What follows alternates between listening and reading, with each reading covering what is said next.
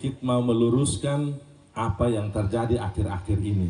Ada berita-berita yang setidaknya kalau menurut saya kami dirugikan. Yang pertama terkait dengan kemarin kita omong tentang sewa rumah. Kita lupa dulu dengan yang sekarang, malah sewa rumah yang sekarang lebih banyak lagi. Ada beberapa dinas di sini, sekitar 8 dinas yang sewa rumah. Malah rumah kepala dinas pun disewa juga. Jadi ada dinas BPMD dengan inspektorat itu sewa rumah per tahunnya 153 juta. Dinas Tenaga Kerja dan Transmigrasi 1 tahunnya 60 juta. Ya, ini kepala dinas punya kos-kosan disewa jadi kantor.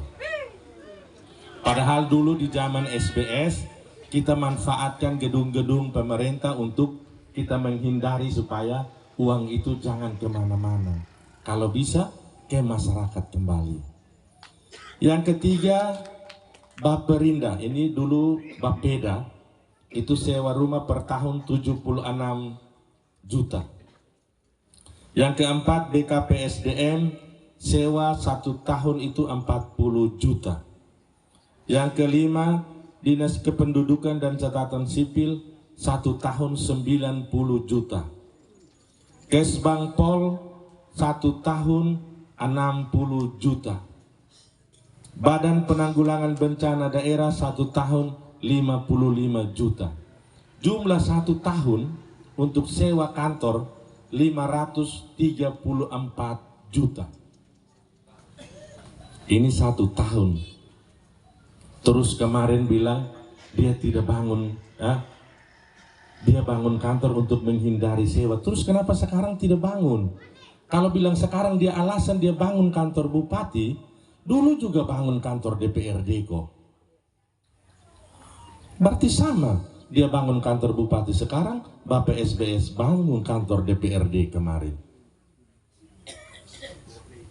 Hal yang sama kita bangun. Jadi untuk saat ini terjadi pemborosan yang begitu besar. Jadi kalau omong bilang zaman dulu yang boros, saya rasa tidak betul. Yang sekarang ini yang lebih boros.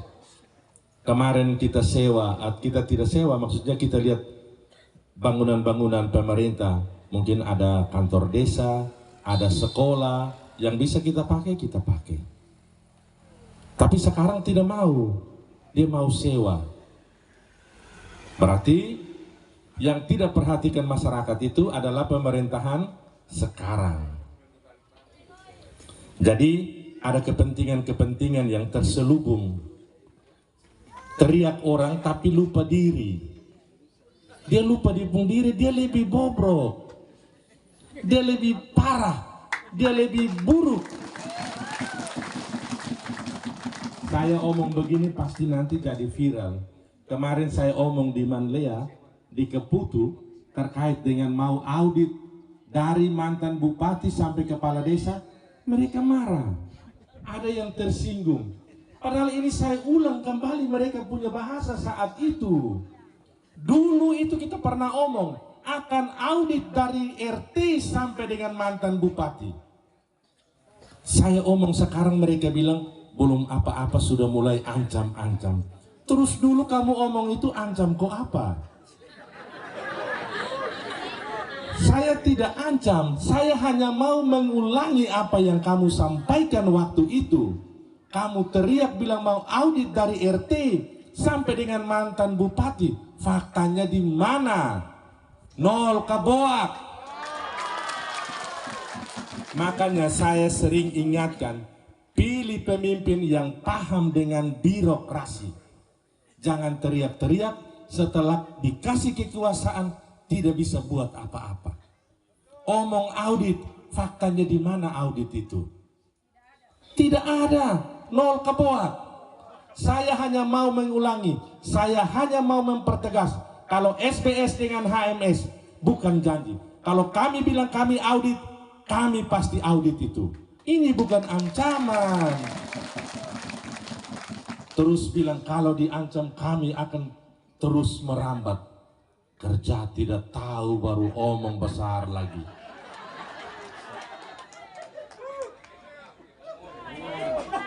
Audit dari RT ini. Dari RT sampai mantan bupati. Faktanya tidak ada. Nol kebuak semua. Sekarang saya ulangi. Dia punya pernyataan yang 4 tahun lalu. Terus saya yang disalahkan. Bilang belum apa-apa sudah mulai ancam desa, ancam kepala sekolah, ancam kepala dinas. Saya hanya mau mengingatkan kalau saya dengan SBS tidak seperti yang kemarin itu. Omong itu buat. Bukan omong-omong saja. Menang di omong-omong saja. Kalau yang begitu, itu lagu lama, kami sudah lewat itu. Kecil. Jadi SBS, HMS pasti akan melakukan audit itu. Jadi apa yang disampaikan 4 tahun lalu kami ulang lagi sekarang. Kalau kami mau mempertegas, kami akan lakukan audit itu. Mulai dari mantan bupati sampai dengan kepala desa. Karena ikan itu busuk dari kepala. Saya ulangi lagi, kami akan audit dari mantan bupati sampai dengan kepala desa. Karena ikan itu busuk dari kepala.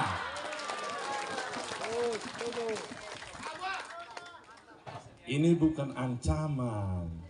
Ini hanya mau mengingatkan saja. Jadi jangan cemas Bapak, jangan gelisah. Ya, jadi sering saya katakan, saya jalan belusukan di mana-mana, saya sering omong bilang, pilih pemimpin yang paham dengan birokrasi. Kalau tidak paham birokrasi, dia akan omong-omong saja. Dia tidak bisa buat apa-apa. Saya kasih contoh ya, kemarin ada pelantikan para kepala dinas. Terus kepala dinas itu melakukan PTUN dan datang dia kalah. Kasih pulang kembali. Itu kepala dinas yang kemarin sudah kasih pindah. Kasih kembali ke tempat semula. Wibawa pemerintah tidak ada di situ.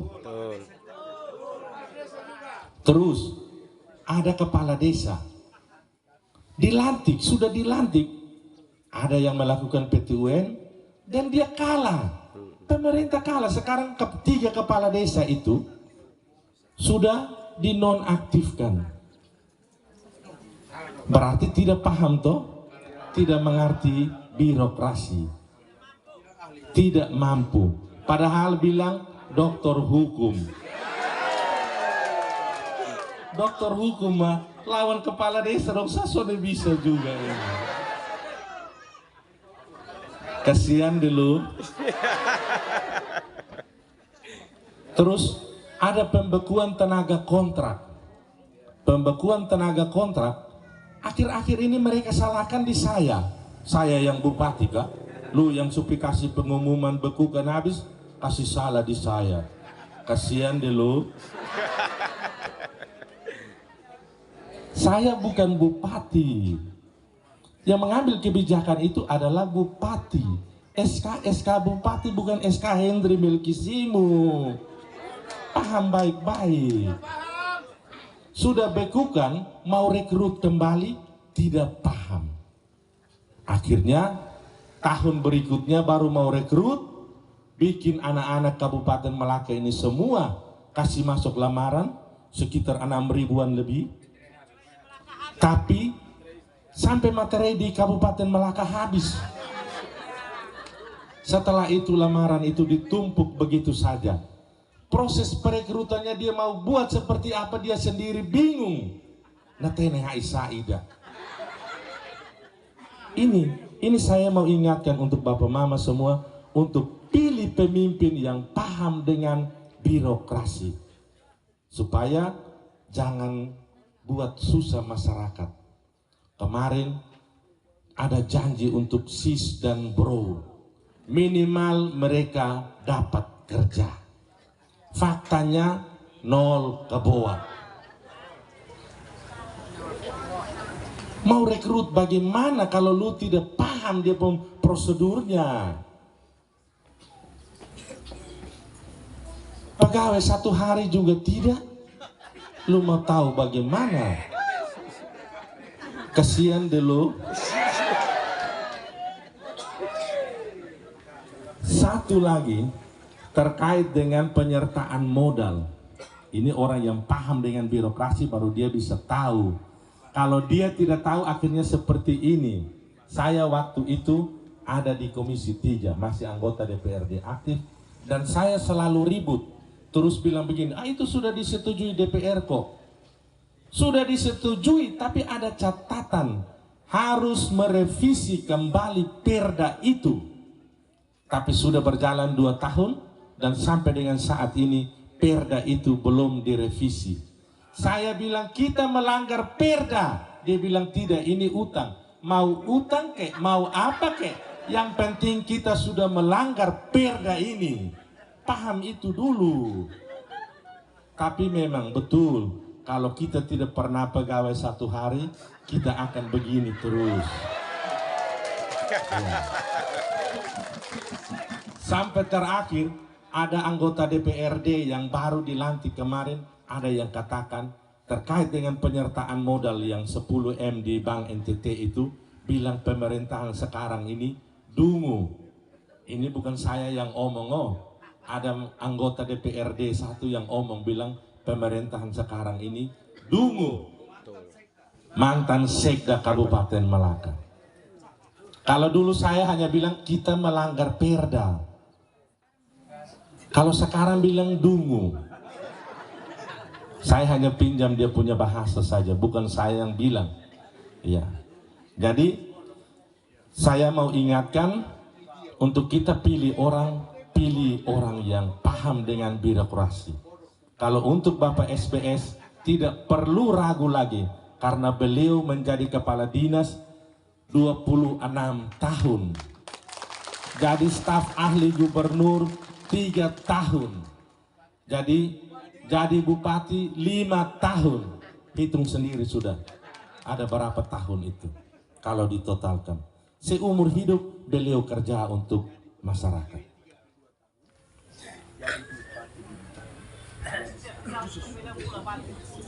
Yang berikut, ini hasil rekapan kami tim SBS HMS.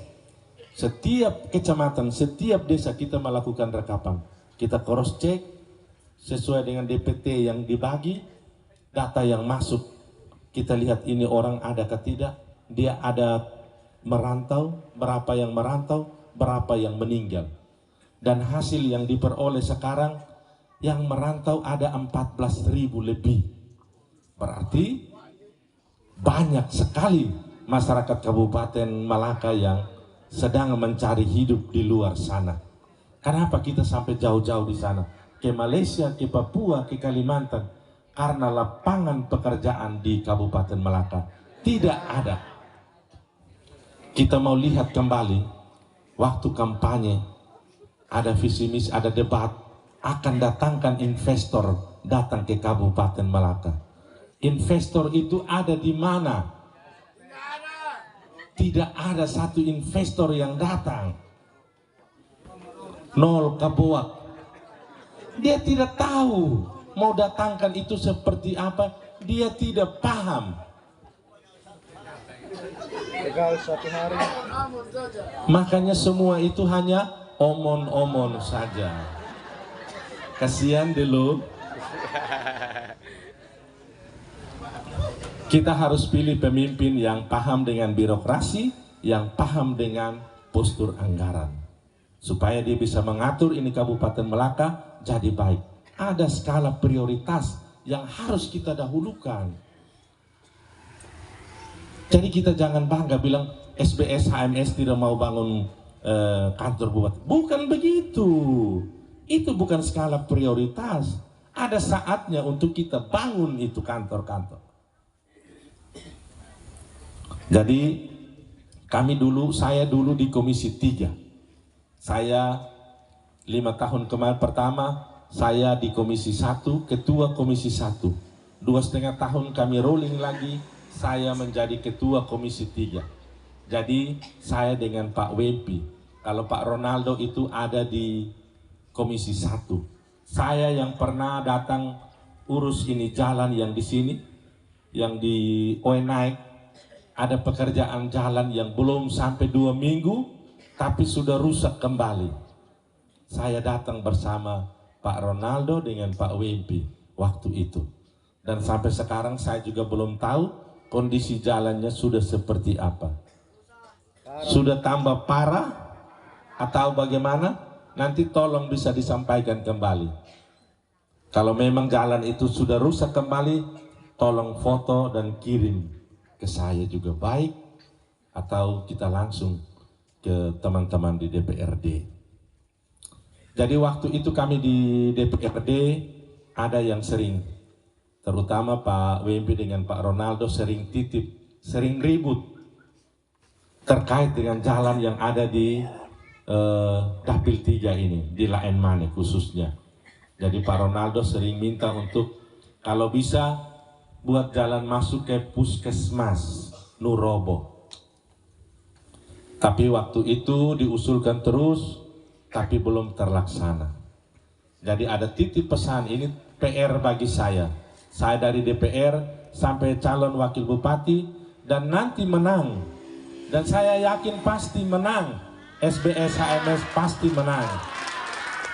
Dan kami akan buat jalan itu. Jadi Pak SBS, kita tolong perhatikan jalan menuju Puskesmas dengan jalan Teniumanu ke Naisau dan jalan ke Fatu Bibi. Ini yang sering diperjuangkan Pak Ronaldo dengan Pak Wempi waktu saya masih bersama mereka di DPRD. Jadi ini mungkin PR buat saya, akan memenuhi janji ini. Kami akan buat jalan ini. Karena dari segi pengalaman, Pak SBS tidak perlu diragukan lagi. Orangnya pintar untuk birokrasi, pintar untuk kelola anggaran. Kenapa saya mau berpasangan dengan SBS? Karena saya melihat dari dua segi ini. Kalau mau belajar, kita harus belajar di Bapak SBS. Bukan yang lain. Kalau yang lain itu omon-omon saja. Menang di omon saja. Nol keboak semua. Saya ulangi lagi, pilih yang paham dengan birokrasi, yang paham dengan postur anggaran. Orangnya siapa? Orangnya SBS dan HMS. Coblos nomor berapa? 2. Nomor berapa? 2. SBS HMS menang tidak di Laen Mane ini? Om Alo menang ke tidak Om Alo? Om Alo ini kemarin saya baru ingat kembali karena ada masyarakat dari sini yang ke sana. Saya tanya bilang Om Alo bagaimana Om? Tapi puji Tuhan saya datang hari ini saya ketemu Om Alo ada di sini. Ya. Terima kasih Om Alo sudah hadir di sini. Jadi sebelum saya mengakhiri ini, saya mau terima kasih banyak buat Bapak Mama, saudara semua yang hari ini sudah meluangkan waktu